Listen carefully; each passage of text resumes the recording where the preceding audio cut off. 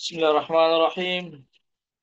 Assalamualaikum warahmatullahi wabarakatuh.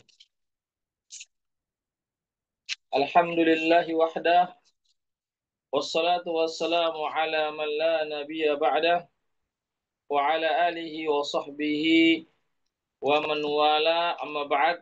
Ikhwatal Islam rahimakumullah, para peserta kajian fikih yang senantiasa dirahmati Allah. Pertama-tama kita senantiasa memuji Allah Subhanahu wa taala dan bersyukur kepadanya atas segala limpahan rahmat dan hidayahnya sehingga kita dapat berkumpul kembali di ruang virtual ini, ruang Zoom dalam kegiatan pengajaran fikih atau pembahasan fikih. Salawat dan salam senantiasa tercurahkan kepada junjungan kita Nabiullah Muhammad sallallahu alaihi wasallam serta keluarga dan para sahabatnya, para pengikutnya yang tetap setia berpegang teguh kepada sunnah-sunnah beliau dan para sahabatnya hingga hari kiamat kelak. Amin ya rabbal alamin. Ikhwatal Islam rahimakumullah. Bagaimana biasa kita melanjutkan kembali kajian kita dari kitab Al-Mulakhas Al-Fiqh yang ditulis oleh Dr. Syekh Saleh bin Fauzan Al-Fauzan hafizahullahu taala. Sekarang kita masuk pada satu pembahasan yaitu tentang penjelasan yang membatalkan wudhu atau hal-hal apa saja yang membatalkan wudhu. Ikhwatal Islam, azakumullah, ya, setelah kita mengetahui bagaimana tata cara berwudhu, ya, apa syarat-syaratnya, apa wajib-wajibnya, dan apa sunnah-sunnahnya, maka tentu kita ingin mengetahui, ya, apa saja yang dapat membatalkan wudhu, ya, agar kita tidak eh, terjatuh kepada amalan yang sebenarnya wudhu kita sudah batal. Ya, jangan sampai kita menyangka wudhu kita itu masih ada padahal sudah batal. Kalau batal maka ibadah yang kita lakukan dengan wudhu yang sudah batal itu maka ibadah kita tidak menjadi sah atau tidak sah. Ya, perlu kita ketahui bersama bahwasanya wudhu itu ada pembatal-pembatalnya, ada pembatalnya. Ya, oleh karena itulah apa namanya kita mesti mengetahui apa-apa saja yang dapat membatalkan wudhu. Ya,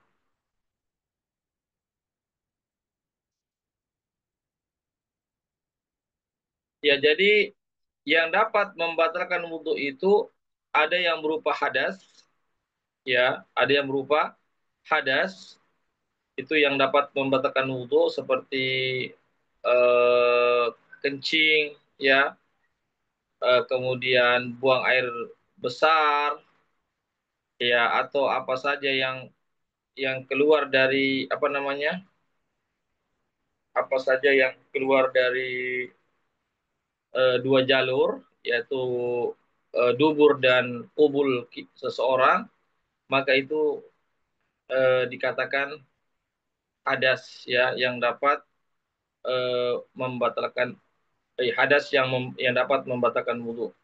Ada juga yang dapat membatalkan wudhu yaitu sebab-sebab terjadinya hadas, ya, sebab-sebab terjadinya hadas seperti misalnya hilangnya akal. Ya, hilangnya akal itu bukan hadas tapi dia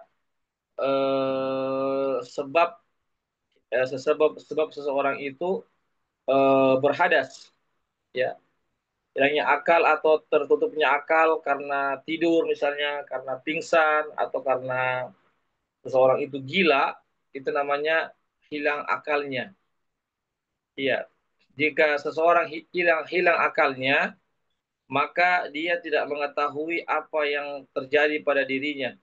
Ya, boleh jadi misalnya dia buang angin misalnya itu hadas, ya, sehingga kita katakan bahwasanya sebab munculnya hadas itu adalah merupakan sama dengan hadas itu, sehingga sebab munculnya hadas itu juga dapat dikategorikan adalah perkara yang dapat membatalkan wudhu.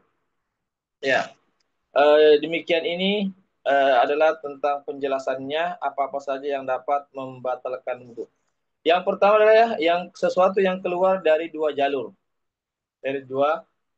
jalur, ya, dari depan ataupun belakangnya, kubul ataupun dubur, ya, seperti apa namanya, ya tadi keluarnya air kencing, keluarnya kotoran dari dubur, kemudian keluarnya apa namanya, sesuatu yang keluar dari dua jalur itu, salah satunya ya seperti misalnya mani, ya, air kencing, air seni, mani, air sperma, mazi, atau dam istihadhah, ya, bagi wanita yang ada disebut dengan dam istihadhah, ya, kotoran, ya, eh, kemudian keluar angin, ya, ini semua adalah hadas yang dengannya jika keluar ini dari dua jalur itu, maka wudhu menjadi batal.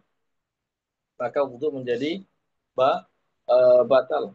Yang berikutnya, ya, yang dapat membatalkan wudhu adalah keluarnya darah istihadhah, namanya darah istihadhah atau darah rusak, bukan darah haid. Ini juga dapat membatalkan wudhu, ya, sebagaimana apa namanya, sebagaimana Rasulullah SAW memerintahkan kepada Fatimah bintu Abi Jaish, ya, Abi Hubaish, ketika itu Fatimah binti Abi Hubaish ini sedang mengalami pendarahan istihadhah atau keluar darah istihadhah. Maka Nabi mengatakan, fatawaddai wa salli fa inna ma hiya irq. Ya, hendaklah kamu berwudu dan sholat karena darah itu adalah darah yang rusak.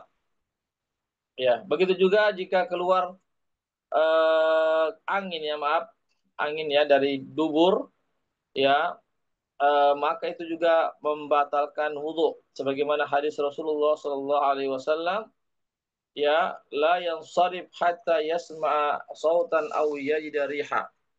Ini sabda Nabi kepada seseorang yang ragu apakah telah keluar angin dari duburnya ataupun tidak, maka kata Nabi, la yang syarif, janganlah dia batalkan salatnya hatta yasma sautan au yajidariha, sampai dia mendengar suara yang keluar dari duburnya atau mencium baunya.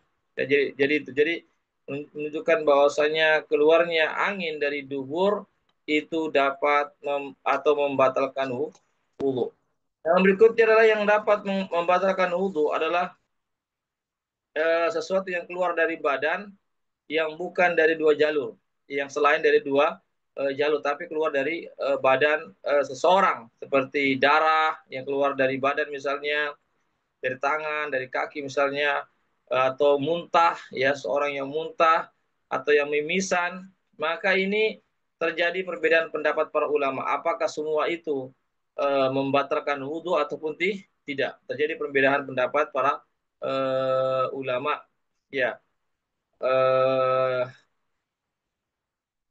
namun seandainya seseorang itu berwudhu, ya, tetap berwudhu, maka itu lebih baik karena keluar dari perbedaan pendapat para ulama. Jadi berwudu, meskipun ada mengatakan tidak perlu berwudu, ada mengatakan berwudu, tetapi kalau dia berwudu itu, ya, berwudu, maka itu lebih baik lagi. Yang kedua, yang dapat membatalkan wudu adalah hilangnya akal atau tertutupnya akal, ya, karena tidur misalnya, karena pingsan, atau karena dia pernah kena penyakit gila, ya, maka wudhunya batal, ya.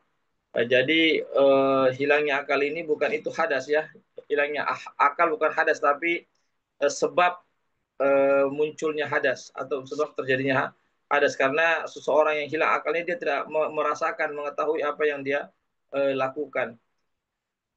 Begitu juga tidur yang sedikit ya. Bukan tidur nyenyak, tidur yang sedikit atau bukan tidur nyenyak itu tidak membatalkan wudhu.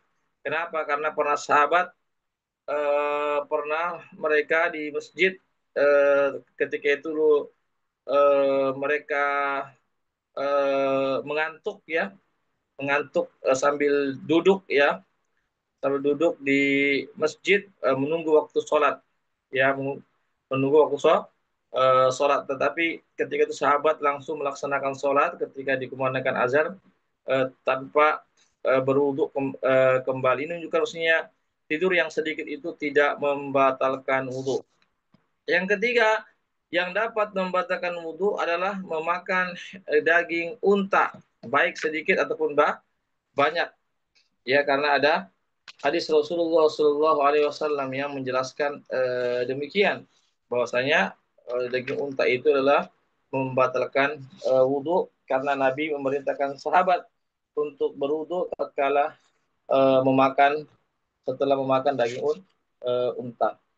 Adapun memakan daging selain daging unta maka tidak membatalkan wudhu, seperti makan daging kambing, daging sapi itu tidak membatalkan wudhu.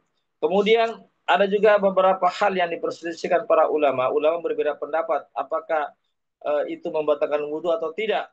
Seperti misalnya menyentuh kemaluan, menyentuh wanita dengan syahwat, ya, memandikan mayat, kemudian murtad dari agama Islam atau keluar dari agama Islam. Ini adalah hal-hal yang ulama berbeda pendapat apakah itu membatalkan wudhu atau tidak. Ya, namun saja Syekh Fauzan mengatakan seandainya berwudhu kembali itu jauh lebih baik untuk keluar dari perbedaan pendapat para ulama. Ikhwatal Islam, azakallah, yaitu terkait ya tentang apa-apa saja yang dapat membatalkan wudhu.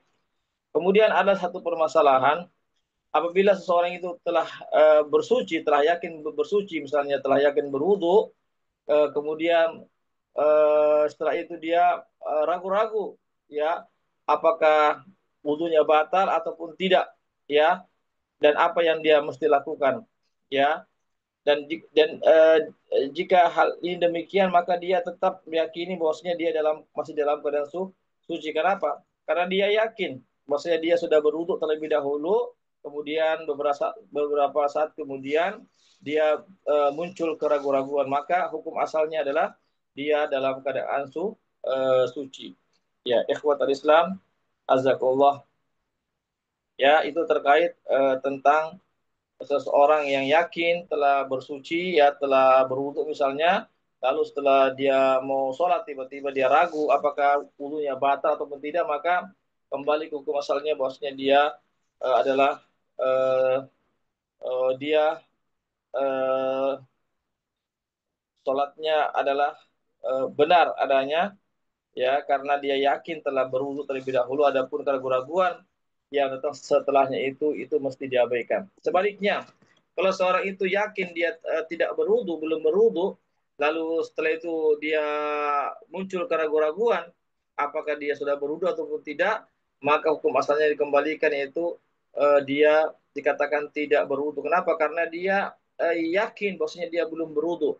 Kemudian beberapa saat kemudian dia baru ragu-ragu apakah dia berwudu ataupun tidak. Ikhwatal Islam, azakullah, yaitu terkait tentang, ya, apa namanya, tentang sebab-sebab batalnya wudhu atau hal-hal apa saja yang dapat membatalkan wudhu kita. Mudah-mudahan ada manfaatnya bagi kita semuanya. Sebelum saya tutup, ya silakan kalau ada yang bertanya, pembahasan kita tentang hal-hal yang dapat membatalkan wudhu. Ya silakan. Ada yang bertanya?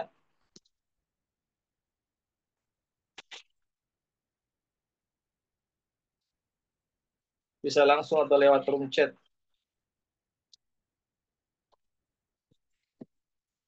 Baik, kalau tidak ada kita cukupkan sampai di sini saja. Ya, satu pembahasan kita tentang apa-apa saja yang dapat membatalkan wudhu. Ya, oleh karena itu mudah-mudahan kita bisa mengetahui, memahami apa yang kami sampaikan dan juga bisa kita amalkan.